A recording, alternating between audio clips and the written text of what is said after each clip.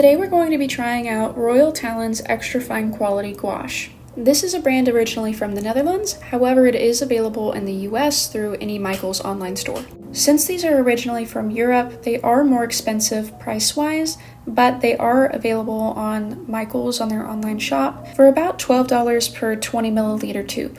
Something that I really like about this brand is that they number their colors, so Burnt Umber is 409, but if I wanted something that was similar to Burnt Umber but not quite the same, I could bump it up to 410 and look for their number 410 and find that color to use. They also have the color name in multiple different languages in case you don't speak English, and they list what pigments were used in the creation of this paint. I'd like to compare this to the two other types of gouache that I've tried, which are the Arteza and the Maya Himi brand.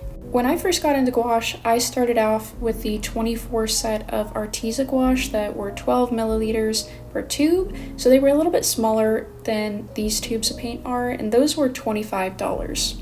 Because of that, I spent a fraction of the cost and I got a lot more colors, but the consistency was totally different than these Royal Talens ones. The consistency of the Royal Talens gouache is kind of sticky, almost like a thick honey, whereas the Arteza paint was kind of like a watered down, less sticky version of toothpaste. As I've mentioned, I've also tried the Maya gouache. I had the 56 set that was about $52.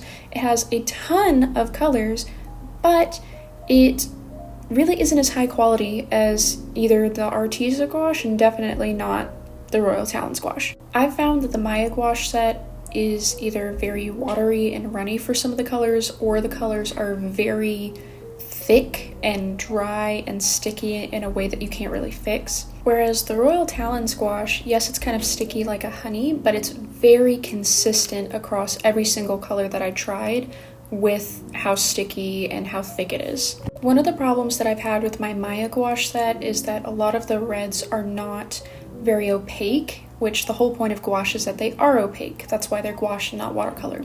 With the Royal Talens gouache, I found that the reds are really opaque. Maybe the permanent rose red color wasn't as opaque as some of the other colors, but all I had to do was add a tiny bit of white and it was perfectly exactly what I needed. As far as color options go, I did not pick these colors for myself. I was actually gifted this set, but I am really happy with how easy these colors mix into one another and how easy they play off of each other. They are incredibly vibrant even when they're watered down. And speaking about watering them down, they are very easy to reactivate with water once they're dry, not in a negative way, but in the palette when you're using them, it's very easy to be able to reuse them over and over again. One of the biggest problems I found with my Arteza and Maya gouache sets were that whenever I layered things very thick, whenever things dried, the paint layer would crack.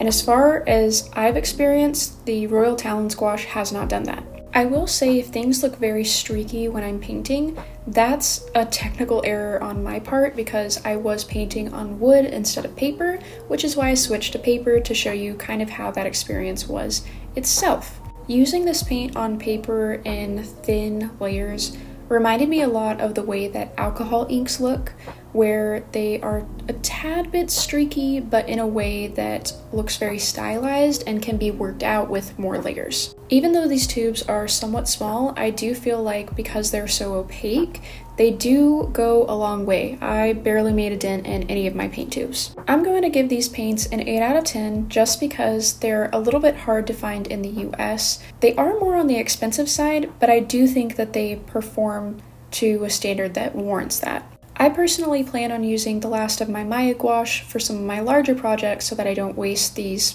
nice new expensive paints, but after I'm done with those, this is going to be my go-to and I'm definitely going to use them for my details. I wouldn't recommend this paint for beginners just because it is hard to find and more expensive, but if you are a pro and you take your art seriously, these might be for you. Hope you liked this video. If you did, make sure to like and subscribe, and I will see you next time. Bye!